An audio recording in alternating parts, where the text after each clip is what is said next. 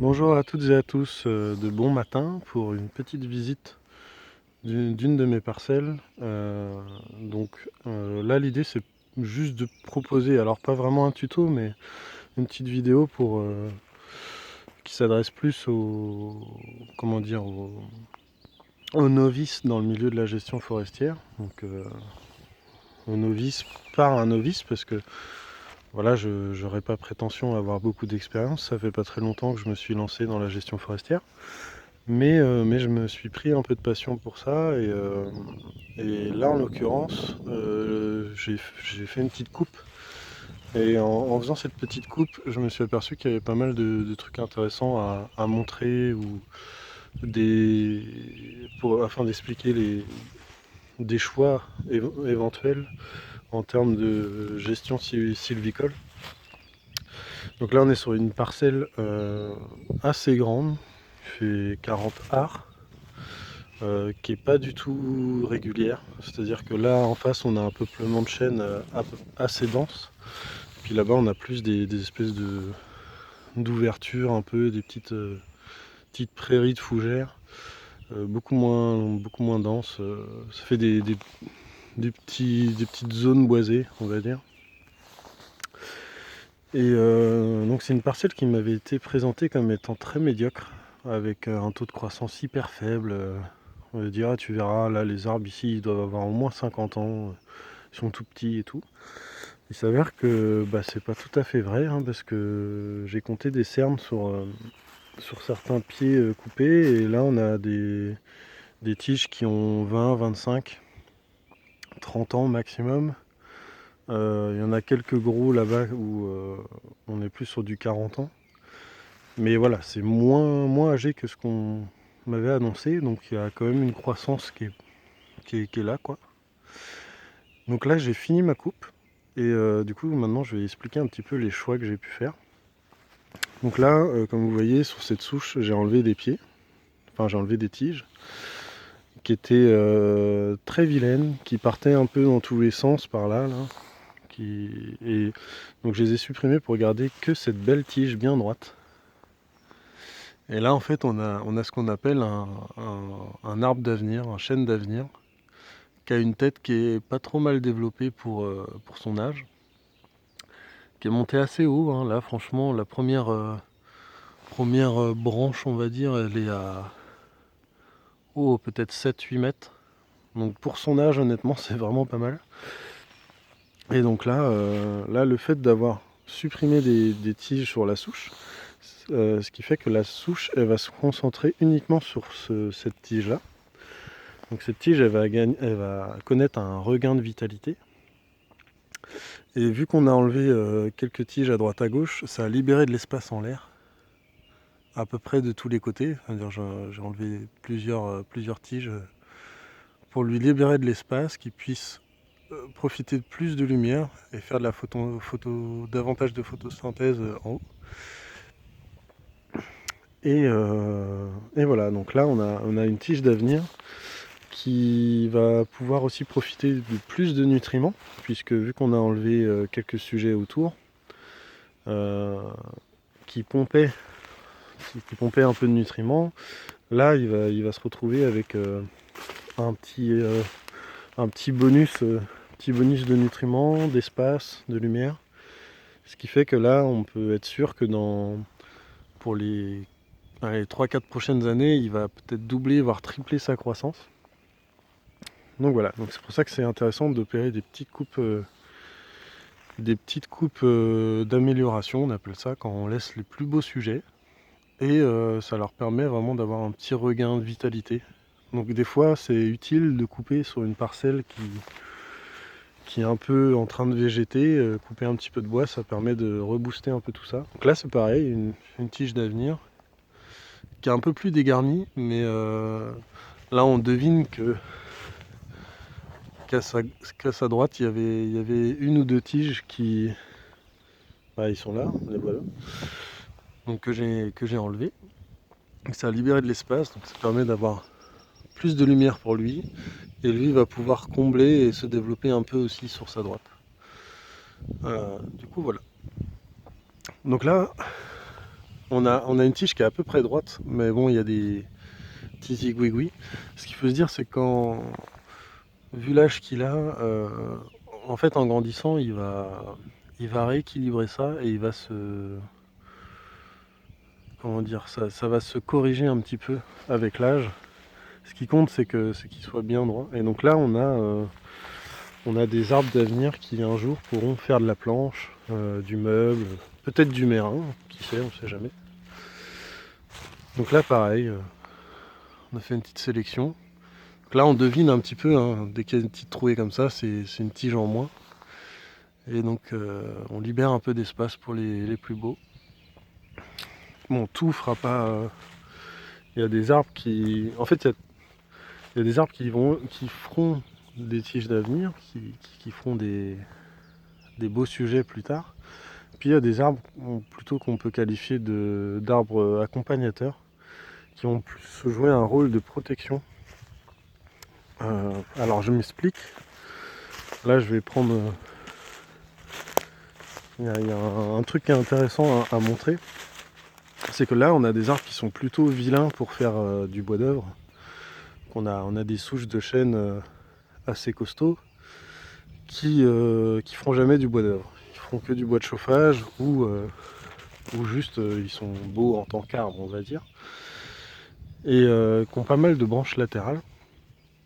Derrière, là, on voit bien. Et en fait, eux, ils permettent d'avoir des belles tiges bien droites derrière. C'est-à-dire que s'ils n'étaient pas là, ou si on les enlevait, le soleil taperait directement sur les troncs. Et ce qui fait que ces arbres-là créeraient des branches latérales pour capter la lumière. Et on perdrait en qualité de bois. C'est-à-dire que là, on aurait des troncs qui deviendraient truffés de nœuds. Et donc là, déjà, tout ce qui est qualité mérin, on peut oublier. Ça veut pas dire que ça fera pas de la planche, mais ouais, franchement, on perdrait en qualité de bois futur. Donc si ces arbres-là ont un avenir en tant que bois d'œuvre, c'est en partie grâce à ceux-là qui protègent leur tronc de la lumière. Donc il y a tout intérêt à les laisser. Donc là j'ai quand même opéré une petite coupe, c'est-à-dire qu'il y avait une souche entre ces trois-là que j'ai supprimé. Tout simplement parce qu'en gestion forestière, dans l'idée, on coupe rien sans qu'il y ait un impact concret, enfin sans raison. C'est-à-dire que là, le fait de le couper, l'idée c'est que ça libère de l'espace pour ces trois souches. C'est-à-dire que ces trois souches vont avoir un petit espace supplémentaire à venir combler et vont pouvoir profiter un peu plus de lumière. Mais si l'arbre avait été seul au milieu de nulle part, il n'y aurait eu aucun intérêt à prélever à part faire du bois. Mais là, je veux dire, il y a un double intérêt. C'est-à-dire qu'on prélève du bois pour prélever du bois.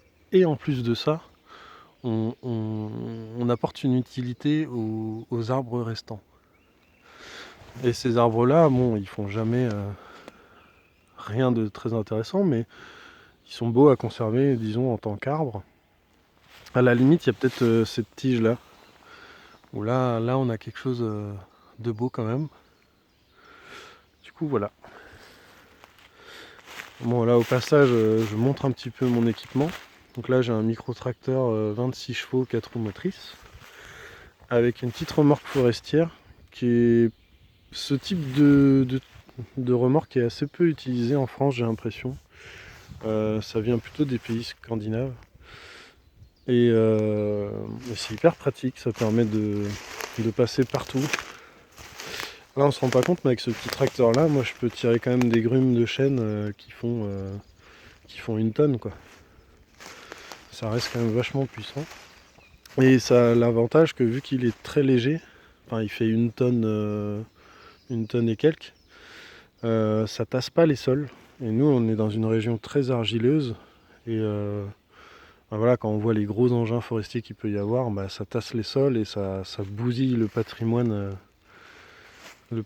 Parce que ce qu'il faut se dire, c'est que la qualité des sols est plus que liée avec la qualité des bois. et la qualité de la forêt, quoi. C'est-à-dire qu'un sol comprimé, la reprise derrière, elle est difficile. On a des arbres qui ont du mal à s'enraciner. Et voilà, tout est bousillé, quoi. Donc il faut en prendre soin. Et le fait d'utiliser du petit équipement, déjà ça passe partout. Donc on fait très peu de dégâts. On a accès à peu près à toutes les zones. Et voilà, vous pouvez passer 50 fois ici, ça se verra quasiment pas, quoi. Du coup voilà. Donc là là par exemple on a une souche avec deux grosses tiges. Ça fait partie des plus grosses tiges de la parcelle. Là il pourrait y avoir un choix intéressant à faire. C'est de supprimer une des tiges pour que la souche se concentre uniquement sur la plus belle. Donc là en l'occurrence c'est celle de gauche. Alors comment... Bah, déjà parce qu'elle est plus grosse, mais c'est surtout que là il y a un espèce de petit accroc là. Ce qui fait que le jour où on voudra prélever pour du bois d'œuvre, la bille elle s'arrêtera, enfin la grume elle s'arrêtera là. Alors que là on peut encore gagner quelques mètres.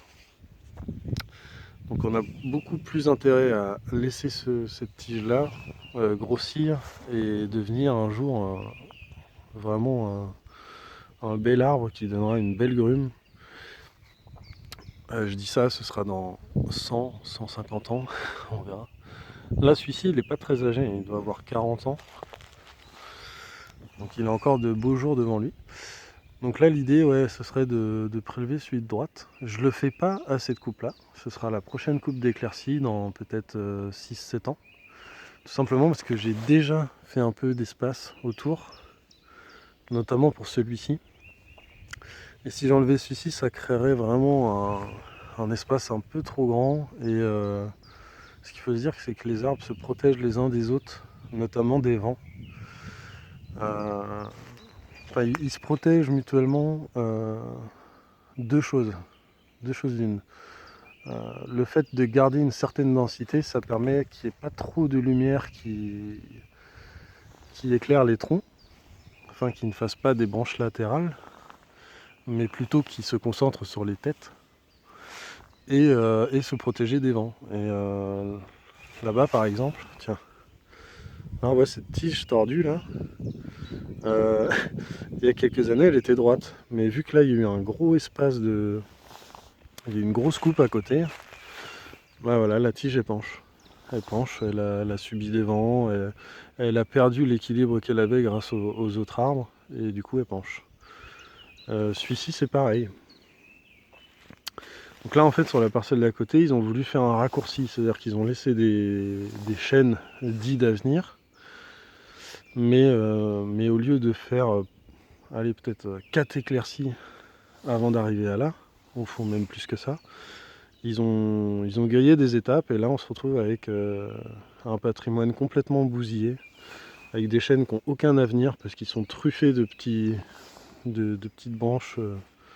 Ça fera jamais du bois qualité mérin, et en plus de ça, souvent la tête elle crève. Là on va pas le voir parce que c'est celui de derrière. Attendez, je vais me décaler. Mais on le voit sur celui de derrière. Celui-ci là, la tête elle est morte. La tête elle est morte parce que la sève elle monte et elle alimente toutes les branches latérales. Et il a fini par abandonner sa tête. Et en général, un chêne qui perd sa tête, ses chances de survie elles sont vraiment réduites. Je dis pas qu'il va crever, mais il y a des chances.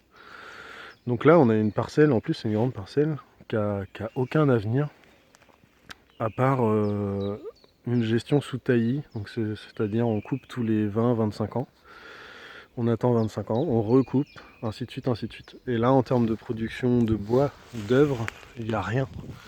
La seule production qu'il y a c'est du bois de chauffage ou du piquet.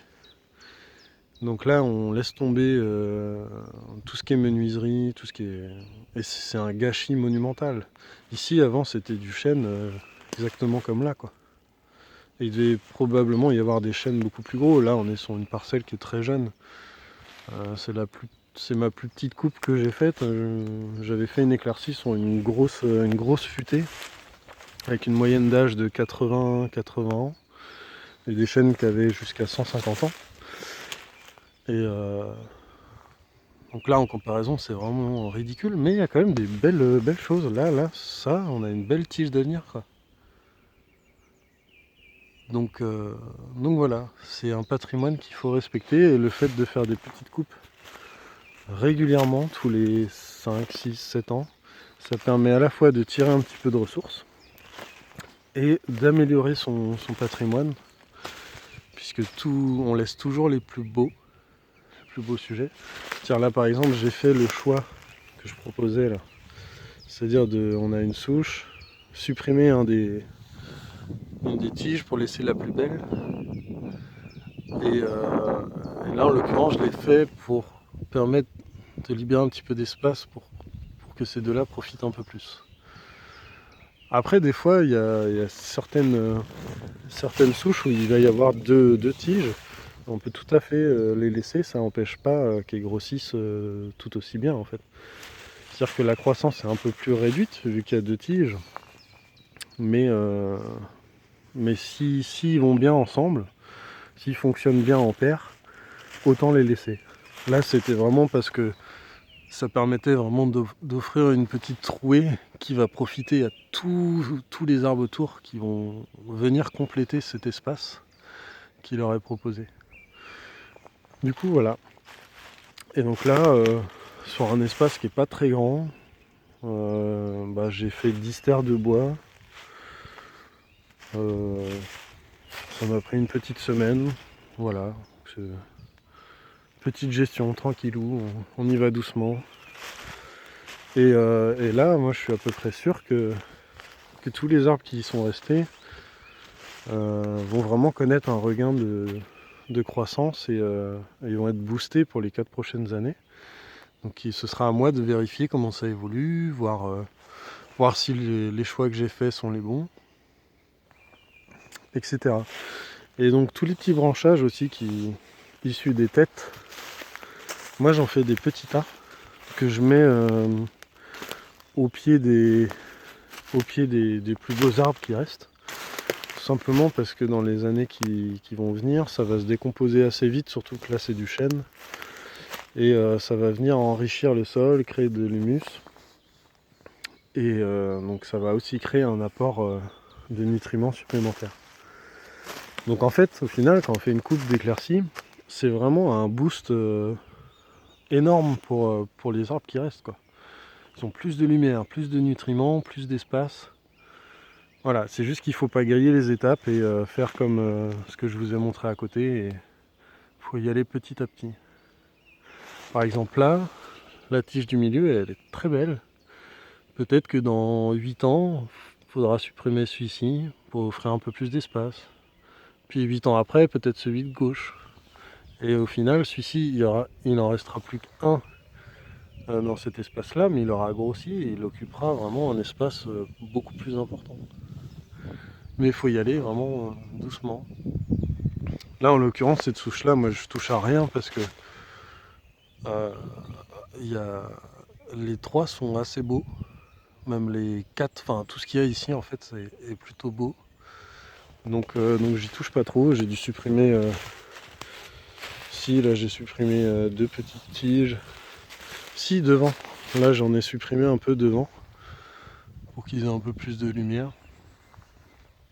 Et puis là, en face, on a des arbres qui sont pas beaux pour faire du bois d'œuvre, mais ils ont un rôle protecteur pour vraiment pas éclairer trop les troncs là. Et donc ça prouve bien qu'il faut un peu des deux aussi, quoi. C'est-à-dire que eux ont un bel avenir en tant que bois d'œuvre parce que eux en face existent. Et c'est ça un peu qui est rageant aussi des fois quand il y a des coupes rases juste à côté de parcelles qu'on a, parce que d'un coup il y a un apport de lumière et une grosse trouée qui peut faire un peu de dégâts, quoi. Donc là-bas, je sais pas si on se rend compte, là-bas derrière, donc, il y a la suite de la parcelle. Donc là, et c'était un peu dans cet état-là. C'était un peu dans cet état-là, là.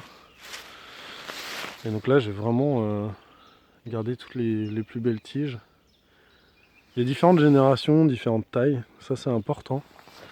Tout simplement parce que c'est-à-dire qu'il y a une relève si jamais il y en a un qui subit des dégâts ou à cause d'une tempête ou quoi que ce soit, et plusieurs générations qui puissent se relayer.